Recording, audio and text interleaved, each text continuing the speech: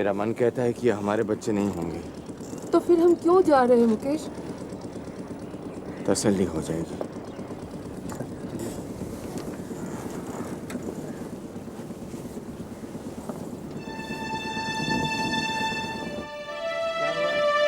क्या बताएं बाबूजी, हम रोज की तरह जिस तरह गैया चराने जा रहे थे, उसी तरह मुद्दे भी थे।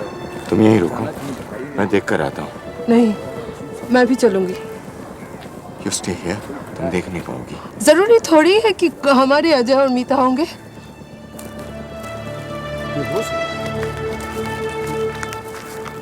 कैप्टन साहब, बॉडीज बहुत ही खराब हालत में है। आप ये सामान देखकर ही पहचान करिए।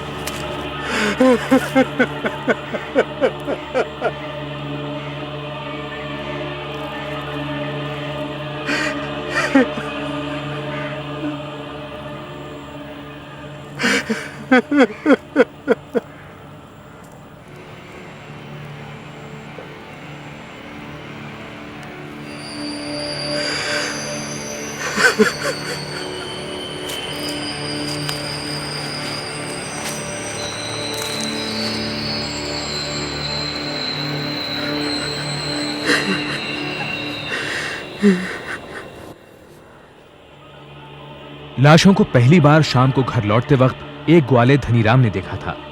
उसने उसी रात पुलिस को खबर कर दी। मीता के बदन पर चाकू के 4 घाव थे और अजय के शरीर पर 20। लाशें बुरी तरह सड़ चुकी थीं।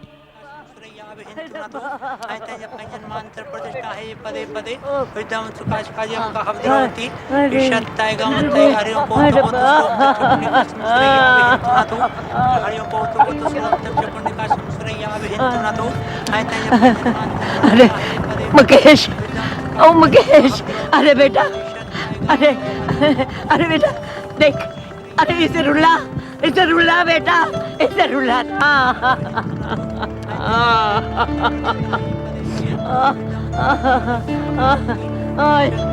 आय रब्बा,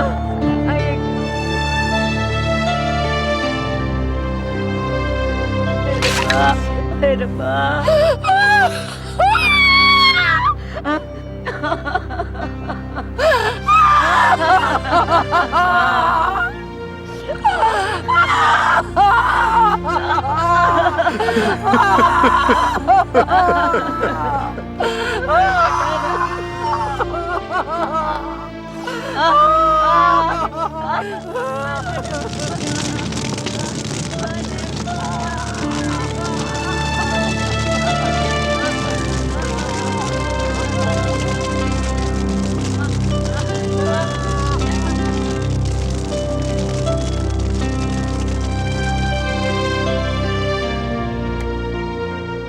लाला और राणा दिल्ली में बेखौफ घूम रहे थे, जबकि पुलिस को उनके बारे में कोई जानकारी नहीं थी।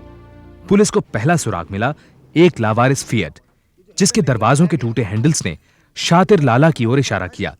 लाला बंबई में इसी तरह की वारदात करने के लिए बदनाम था। खतरा बढ़ते देख लाला और राणा दिल्ली छोड़कर आगरा भाग निकले और छोटे सस्ते होटलों में फर्जी दस्तखत करके रहने लगे। इधर पुलिस ने अपनी सर्च टीम्स राजस्थान, पश्चिम बंगाल और तमिलनाडु भेज दी। दिल्ली में उनकी गिरफ्तारी की मांग बढ़ रही थी। अजय के स्कूल के 200 स्टूडेंट्स और दिल्ली यूनिवर्सिटी के 1000 छात्रों ने अलग अलग प्रदर्शन किए। पुलिस ने लाला और राणा की जानकारी देने वाले के लिए इनामी रकम बढ़ाकर 50,000 रुपए कर दी। अखबार नहीं पढ़ रहा तू? सारे देश में हमारे नाम का हल्ला कटा हुआ है। वही तो मैं कह रहा हूँ, यहाँ से बाहर निकलना खतरनाक है। यहीं रहे तो बेहतर होगा। और क्या गारंटी है मद्रास में जाने के बाद सेफ रहेंगे? मद्रास में मैंने सारी सेटिंग कर ली है, बंदे हैं वहाँ पर अपने, कोई चिंता की बात नहीं। कुछ दिन वहाँ दब के रहेंगे, उसके बाद निकल लेंगे वहाँ से। अरे वो गाड़ी आ रही, स्पीड कम होते चल रही, चल भाई।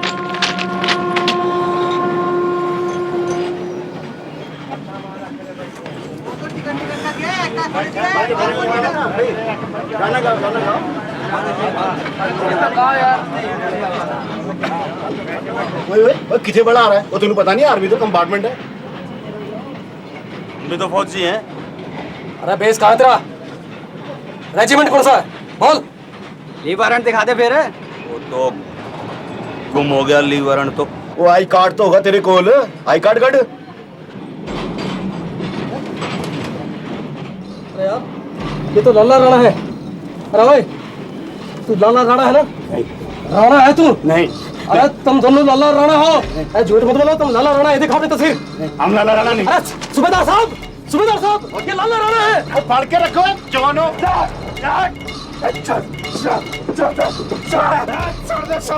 देख लो एक एक को। अरे भाई मत मारो उसको। अरे मत मारो उसको, ये मेरा छोटा भाई है। थोड़ा ढीला है।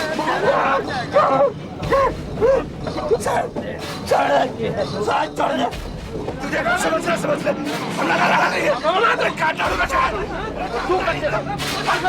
काट डालूंगा जानते नहीं मुझे।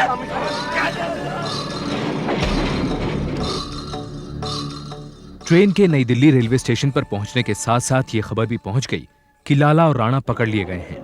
स्टेशन पर सैकड़ों लोग जमा हो गए। तनावपूर्ण माहौल को संभालने के लिए वहां भारी तादाद में पुलिस भी मौजूद थी। बहुत नानुकुर के बाद लाला और राणा ने अपनी असली पहचान कबूल की, मगर मेट्रोपॉलिटन मजिस्ट्रेट के सामने आइडेंटिफिकेशन परेड में शामिल होने से इनकार कर दिया, जिस पर उन्हें पुलिस रिमांड में भेज दिया गया। क्यों रे, तू बयान देना चाहता है? लाला और राणा ने मेट्रोपॉलिटन मजिस्ट्रेट और पुलिस के सामने इकबालिया बयान दिया। उन्होंने पुलिस को कृपाण खरीदने की जगह से लेकर तलवार छिपाने की जगह तक वारदात की हर बात तफसील से बताई। बंबई से दिल्ली आए हुए हमें 2 दिन गुजर चुके थे। हम किसी ऐसे आसामी की तलाश में थे जिसे उठाकर मोटी फिरौती वसूल कर सके। इकबालिया बयान के दौरान केस ने एक अजीब मोड़ लिया, जिसमें राणा ने लाला को हत्या का दोषी बताया और लाला ने राणा को हत्या का जिम्मेदार ठहराया। उस टाइम मैंने लाला को बहुत समझाया कि बच्चों को जाने दे। मैंने बोला, लेकिन लाला उसने हाथ से इशारा कर दिया कि बच्चों को तो खत्म करना है। लाला बोला, इब्राहिम जिंदा शपोले हैं ये सांप के बच्चे। फिर उसने बच्चे पे उस कुर्बान से ऐसे वार करने शुरू कर दिए साहब जी, पूरे 10 मिनट तक लाला उस बच्चे पे वार करता जा। राणा अजय को झाड़ियों में ले गया एक किनारे पे खत्म करने के लिए। छोरे को निपटाने के बाद राणा कार के पास वापस लौटा। बड़ा उतावला हो रहा था वो। बोला, छोरी अकेली है।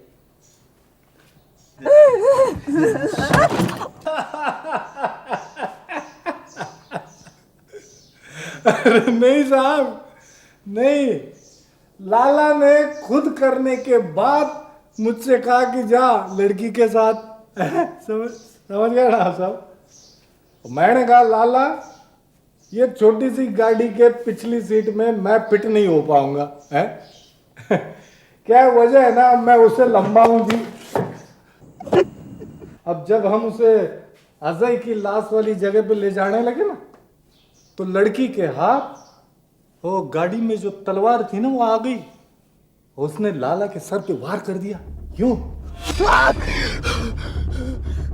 लाला गर्म हो गया जी, उसने तलवार खींच ली और लड़की के गर्दन पे मार दी। होश ठिकाने आया तो देखा कि तलवार राणा के हाथ में है और वो दफा था चोरी पे वार कर रहा। इकबाल जुर्म को मद्देनजर रखते हुए मामला सेशंस कोर्ट पहुंचा।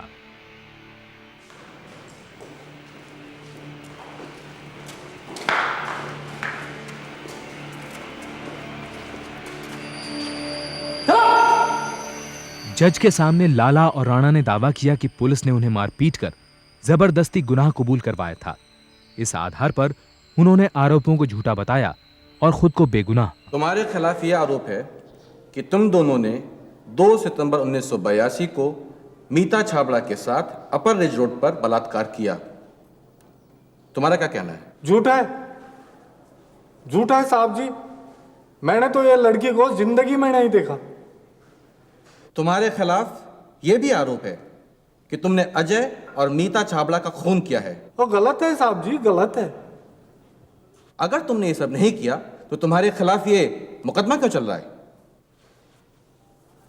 क्या बताएं साहब जी, ये एकदम झूठा केस है साहब, झूठा है।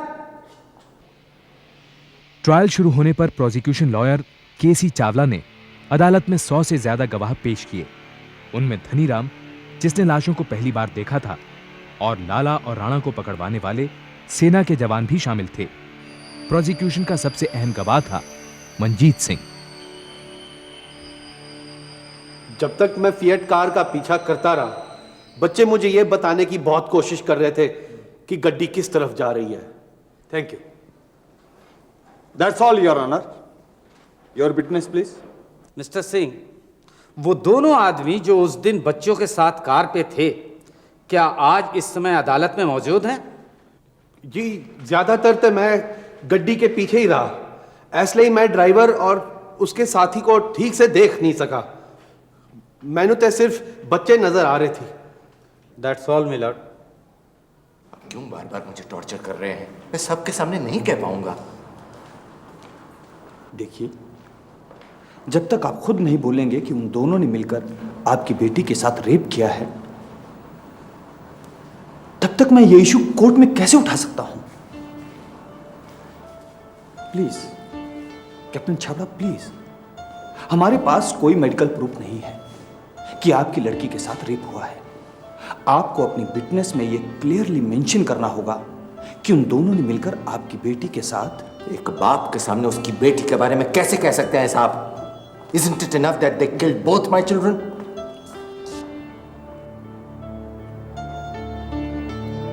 ये ठीक कह रहे हैं मुकेश। तुम सब कुछ बताओ कोर्ट को। I want to see them hanged. Captain Chhabra, 2 सितंबर 1982 को क्या हुआ था? वो शनिवार का दिन था। मैं ऑफिस से घर पहुंचा ही था जब मुझे मीता और अजय ऑल इंडिया रेडियो जाने के लिए तैयार मिले। हमारी कोई बातचीत हो उससे पहले वो लोग घर से निकल चुके। कैप्टन छाबड़ा के लिए बयान देना मानो उन सारे दर्दनाक वाकयों को फिर से कुरेदना था। उन्हें अदालत को मीता के घृणित बलात्कार के बारे में बताना पड़ा ताकि हत्या की वजह साबित हो सके। अपने बच्चों को उनके कपड़ों से पहचाना। घर से निकलते वक्त मीता ने जो जूतियां पहनी थी वो मुझे अच्छी तरह से याद है। उसकी डेड बॉडी के पास वही जूतियां नजर आई थी। इसके अलावा आपने और क्या नोटिस किया था? उसके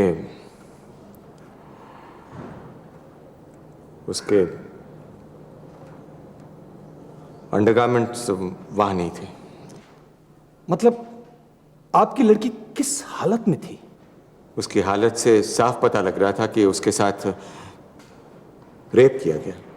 She had been raped. Your honour, लड़की की लाश बिना अंडरगारमेंट्स के मिली और दोनों मुलजिमों ने मेट्रोपॉलिटन मजिस्ट्रेट की अदालत में यह कबूल किया है कि उन्होंने पहले तो लड़की के साथ बलात्कार किया और फिर उसके अंडरगारमेंट्स अपने साथ लेकर राम मनोहर लोहिया अस्पताल जाते हुए कहीं रास्ते में फेंक दिए। योर ऑनर, ऐसा कोई मेडिकल सबूत नहीं मिला जिससे बलात्कार प्रमाणित होता हो। पोस्टमार्टम के बाद लड़की के शरीर के नाजुक अंगों पर किसी भी प्रकार की कोई भी चोट नहीं पाई गई। शरीर के नाजुक अंगों का सही सलामत होना यह साबित नहीं करता है कि बलात्कार नहीं हुआ था। और इसके अलावा लाशें इतनी बुरी हालत में मिली हैं कि नाजुक अंगों को चोट ना लगना कोई ठोस सबूत नहीं है। Thank you your honour. Your witness. आपके बच्चों ने ऑल इंडिया रेडियो जाने के लिए लिफ्ट ली। क्या आपने उन्हें इस बात की इजाजत दी थी? मेरे इजाज़त देने का सवाल ही कहाँ उठता है, क्योंकि उन्होंने इसके बारे में मुझसे कुछ पूछा ही नहीं। ऑल इंडिया रेडियो कैसे जाएंगे, इसके बारे में हमारी कोई बात ही नहीं हुई थी। अच्छा, आप अपने बच्चों को छोड़ने खुद क्यों नहीं गए? यही वो सवाल है जो 1000 बार मैं अपने आप से पूछ चुका हूं। ट्रायल के बीच अचानक लाला ने अपना केस खुद लड़ने का फैसला किया। राणा का केस सरकारी वकील के पास ही रहा। अपने बचाव में लाला ने 21 गवाहों को अदालत में बुलाया। उसका पहला गवाह था राष्ट्रीय दैनिक का एडिटर हरीश धवन। धवन जी, इसमें मुझे बताया गया है कि छाबड़ा जी की बच्चों की हत्या मैंने की है। आपके पास क्या सबूत है इस बात का? हमने सिर्फ पुलिस की जांच पड़ताल के हिसाब से यह खबर छापी है, बस। इसमें एक जगह रिपोर्ट छपी है कि विश्वस्त सूत्रों से पता चला है कि लाला और राणा ने मीता और अजय जैसे मासूम बच्चों। ये आपके विश्वस्त सूत्र कौन से हैं धवन जी?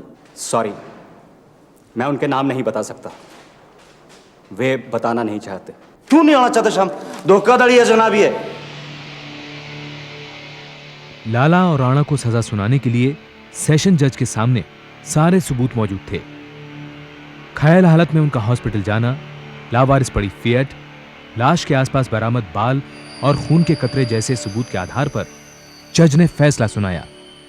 ये अदालत इंडियन पिनल कोड की धारा 302 के तहत फांसी की सजा सुनाती है। सेशंस कोर्ट के फैसले के खिलाफ अभियुक्तों ने हाई कोर्ट में अपील की, जहां केस 4 महीने के लिए फिर अटक गया। इस दौरान कैप्टन छाबड़ा की मां बच्चों के मौत के सदमे से चल बसी।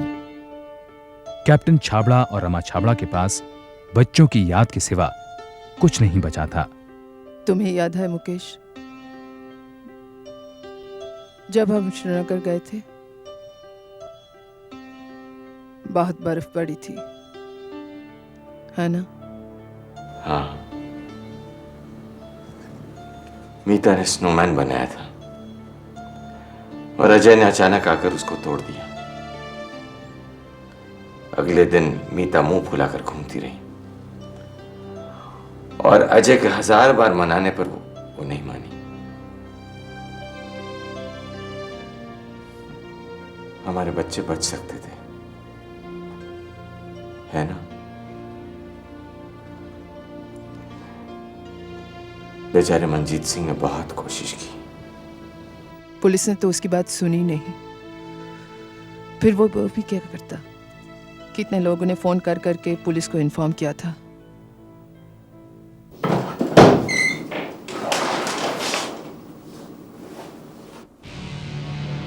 अंदर कैसे आ गया? हिम्मत कैसे हुई आपकी यहाँ आने की?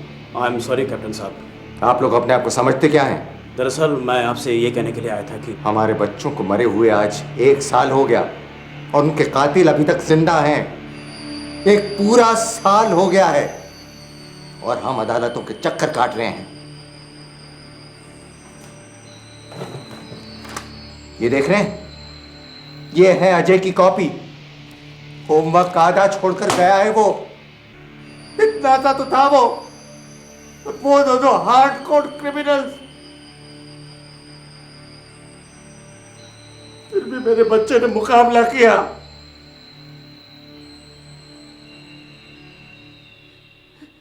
किडनैपिंग और मर्डर के बीच में हजारों मौके थे जब उनको बचाया जा सकता था। मैं आपको यही बताने के लिए आया था कि हाई कोर्ट ने राणा और लाला की फांसी को कंफर्म कर दिया है। लेकिन ये लड़ाई यहां खत्म नहीं हुई। हाई कोर्ट के फैसले के खिलाफ लाला और राणा ने सुप्रीम कोर्ट में अपील दायर की। योर ऑनर, क्या हम जनता तक ये संदेश पहुंचाना चाहते हैं कि सोसाइटी अब इंसानों के लिए सेफ नहीं है? जी नहीं योर ऑनर। सुप्रीम कोर्ट में चल रही बहस के 2 पहलू थे। प्रोसिक्यूशन के अनुसार मेट्रोपॉलिटन मजिस्ट्रेट को दिया गया बयान दोनों अभियुक्तों को सजा दिलाने के लिए काफी था। डिफेंस का दावा था कि बयान दबाव में आकर दिया गया था। पुलिस रिमांड में दी जाने वाली 3rd डिग्री टॉर्चर के बारे में तो मेरे काबिल दोस्त को मालूम ही होगा। ऐसा टॉर्चर जिसके सामने हारकर कोई भी इंसान एक क्या 1000 मर्डर का इल्जाम अपने ऊपर ले सकता है। कहीं लर्नर डिफेंस लॉयर अदालत को 3rd डिग्री टॉर्चर पर लेक्चर देने की कोशिश तो नहीं कर रहे हैं? नहीं योर ऑनर। लेकिन जज के अनुसार उनके सामने ऐसे सबूत मौजूद थे जिससे इकबालिया बयान की पुष्टि हो रही थी। कोर्ट का मानना था कि समाज में अमन चैन बरकरार रखने के लिए जसबीर सिंह उर्फ लाला और कुलदीप सिंह उर्फ राणा जैसे दरिंदों का सफाया जरूरी था। 5 नवंबर 1986 को सुप्रीम कोर्ट जज ने माफी की अपील ठुकराते हुए लाला और राणा की फांसी की सजा बरकरार रखी। 20 दिसंबर 1986 को मीता और अजय छाबड़ा की हत्या के 4 साल बाद लाला और राणा को उनके किए की सजा मिली। सुप्रीम कोर्ट की स्पेशल परमिशन से रमा और कैप्टन छाबड़ा ने उन्हें अपनी आंखों के सामने फांसी पर चढ़ते देखा। भारतीय कानून के इतिहास में पहली बार किसी को भी ऐसी इजाजत मिली थी।